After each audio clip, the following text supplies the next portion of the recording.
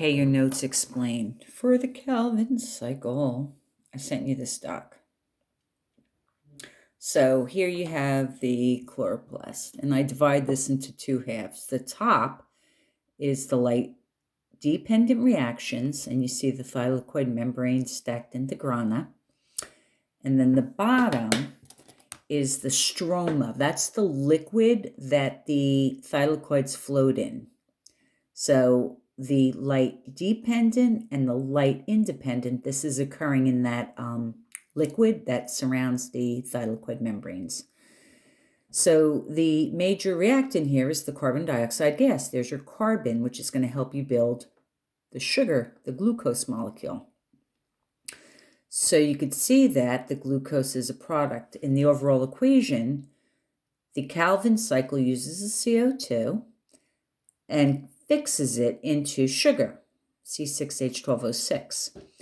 The sunlight's energy was used in the light-dependent reactions to split the water to make energy carriers for stage 2, and then your carbon dioxide gas was a waste product. So this is kind of important the way I just wrote this out, because you could see where the reactants and the products come in different stages in the reaction. So light independent means there's no light needed. So a lot of times when the sun goes down, stage 1 stops and stage 2 continues all night long, making the sugar molecules. So Melvin Calvin is the gentleman who figured out all the nuances of this cycle. You can see it starts over here with 3 carbon dioxide molecules entering. And when they enter the cycle, which is already in progress, each carbon joins onto a 5-carbon starting molecule, ribulose disphosphate. So 5 carbons plus 1 is 6. So you'll have 3 of these 6-carbon molecules. Here's your energy coming into play. So the energy is released from the ATP, and the energy is released when the hydrogen that bond is broken and the electron is free. Now we have a +1 charge. So energy release, energy release. That energy release cleaves or splits this 6-carbon molecule, phosphoglycerate, into 6 threes. So 3 6s become 6 threes, and now this is called glyceraldehyde phosphate. This molecule, now one of them siphons out and joins with another one that's been waiting to make glucose. 5 more of these glyceraldehyde phosphates, 5 more of them now get rearranged using a little bit more ATP to make 3 5s. You're back to your starting molecule. 3 more carbon dioxide jump in, and you're just rearranging carbon atoms. So I kind of did it down here to help you. Here's your 5-carbon starting molecule right here, ribulose diphosphate. You have 3 of them, but if you count the carbons, there's 5. It's going to join with 3 carbon dioxide. So 3 carbons here are going to add on to make 3 6-carbon molecules. Now we're right here at this point. This and this are the same.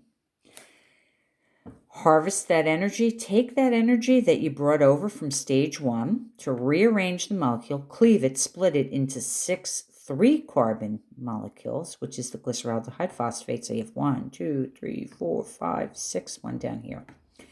One of those leaves the cycle to make glucose, leaving 5 behind. Energy gets rearranged, or energy helps join these. There's 15 here. 3 times 5 is 15. Once they're rearranged, you have 3 5-carbons. So there's 1, 2, and 3. One down here you can't really see. I can maybe move that now that we're down there to see it. Yeah, there it is. And it starts again. So you're just feeding carbon dioxide in, pulling 1 glyceraldehyde phosphate out for each turn. so that two of these can join to make a glucose molecule. Now I'm going to go down to the next screen. Once again, I sent you all this. This is like a summary. So a molecule of glucose is formed as it stores some of the energy captured from sunlight. Carbon dioxide enters, 1. Energy is added, where the energy comes from, the ATP and the NADPH. And a high energy 3 carbon leaves. Next we have a molecule of glucose is formed, and it stores some of the energy captured from sunlight. So there's your glucose. And the remaining molecules stay in the cycle to start it all over again. Very, very complex. If you want to scare yourself, look up online the Calvin cycle explained, maybe Khan Academy or one of those, and you could see what the next level looks like in your understanding. What I'd like you to remember is that carbon dioxide, along with energy from stage 1, is used to create a glucose molecule, C6H12O6. That's the purpose, to make sugar for the plant, which then can be stored as starch or used to build cellulose, which is the structural part of a plant. We'll talk more about that tomorrow.